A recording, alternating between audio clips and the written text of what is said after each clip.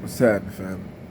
So, I wanted to make this video in regards to the whole zodiac sign stuff. You know, a lot of people, they be like, oh yeah, I'm a Capricorn, I'm a Pisces, I'm an Aquarius. And they base that off the fact that they were born in a particular month. So I asked the question, what makes you a Pisces? I look at certain conversations and I hear people say, well, you know, us Libras, we do this, or us, we do that. I'm like, okay.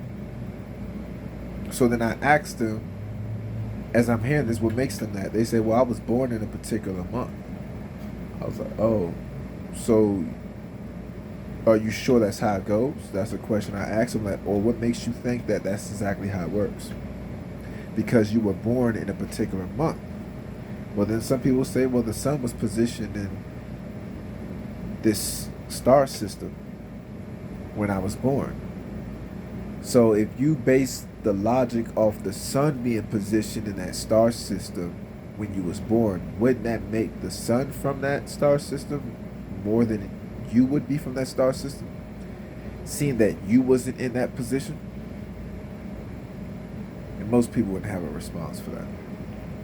So I felt that it was imperative, seeing that it's becoming a trend, that everybody's really talking all this, is into astrology and astronomy, and it's been used by warlocks and confusing systems and even witchcraft to try to teach and counsel people.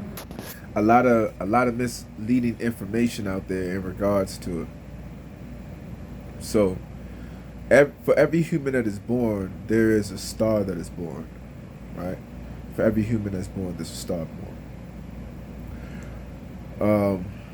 So every individual has a star aspect of themselves. This human is just one out of many aspects of your existence. You're a multi-dimensional being. Simultaneously, you exist in several environments, such as the astral, the cosmic plane. So when you are being conceived, when you're going through a certain trimester in the woman's womb, your star goes through an ascension. And then so at this particular moment, this ascension, like, it's like almost musical chairs. The musical chairs stop when you're conceived. And then you're standing in a cluster of different star systems, planets, that all creates a natal chart to help identify your purpose and some of your personality traits.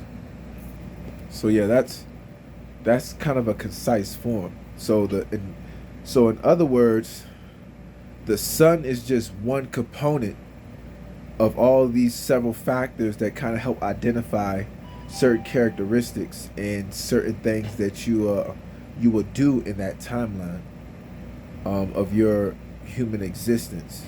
It's just one factor. That's why there's a sun sign, there's a moon sign, your rising sign, the trine. There's various with Mars, Jupiter. All these things all matter in regards to this subject matter.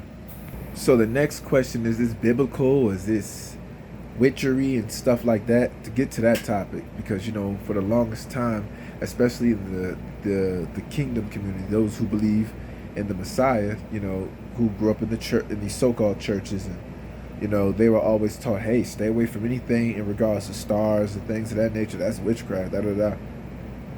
So what does the Bible say about it?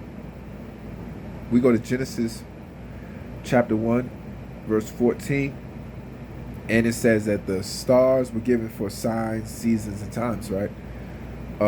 The Hebrew word for signs is oath. It comes from the word oath. It's oath. Like you take an oath, you know, that's how you pronounce it. It's interesting. There is a connection. When you look at the definitions in Hebrew for this word, it is, the first definition is signal, and then another is flag, and then beacon. Then it comes from another word that has the same root connection but different vowels. And this is where it's oath, and it's resonance, and like in assent, like you're approving of something. The root of it is of approval. So the word says it's not just for times and seasons. It's a beacon.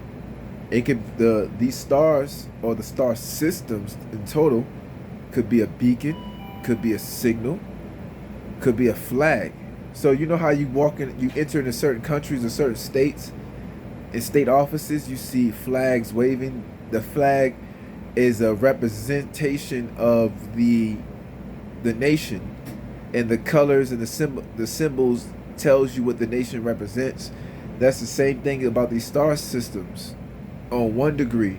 Then it's also a beacon if somebody was navigating out there in outer space, or communicating. A beacon is can use to help communicate and help you let you know, like, whoa, this is where we're at.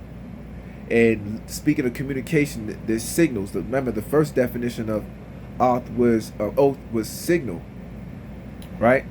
So signals, like, what I'm saying, like, oh, did you got a signal? And that's what allows you to be able to make the phone call or make certain connections, like internet connections and stuff. A signal, like a tower. So they're also like towers. And then if we look at the root, one of the root definitions, because the word is really the same. Vowels don't really exist in Hebrew until modern times. So when it's pronounced as oath, then it talks about assent. To assent is like to confirm something, to invite, to embrace. So it's almost like an invitation. You know what I'm saying? And it makes sense because if we look at the Genesis later on, what is that, in 28, where Jacob had a vision about a ladder coming down from heaven and angels going back up and down the ladder. The ladder, symbolizes spinal column and things of that nature. But we're not going to get into that degree. We're just going to look at the fact that the angels was going up and down the ladder, and God was sitting at the top of the ladder. And the esoterical meaning behind that, from just one layer, is an expression of the same way that man came down is the same way that he must go up. Man came down from an angelic state of existence.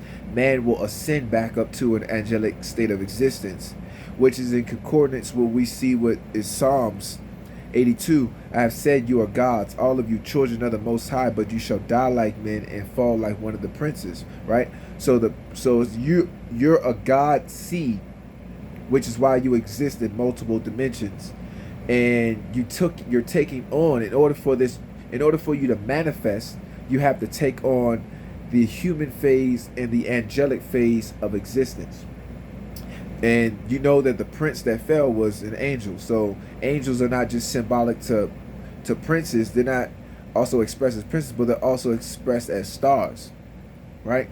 So we see that connection there, which also takes you to the three baptisms: the baptism of the water, baptism of the spirit, and baptism of the fire.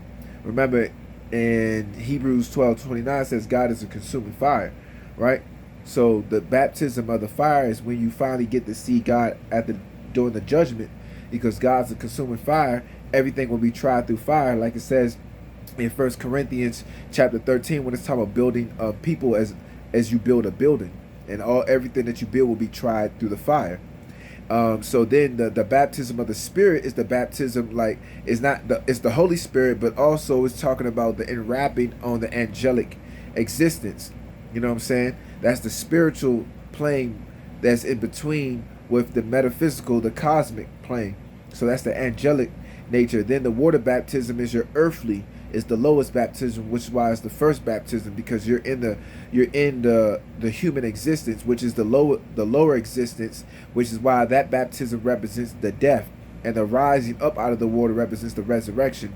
And then the spirit comes after that, and then the final one comes when you're going into your Godic ascension, and that's when you be given your immortal body, which it talks about in 1 Corinthians chapter 15, like starting somewhere between 43 and going all the way down to 55. So to get into more detail, which I will get into more detail, be tuned, like, subscribe, share this video, if you enjoyed this, and I will make a follow-up video to talk more in depth about this subject matter and how it's all wrapped up in regards to the whole zodiac and astrology. What is the zodiac? What is astrology? How is it connected? Is it righteous? Is it biblical? How can we differentiate the truth from the false information out here?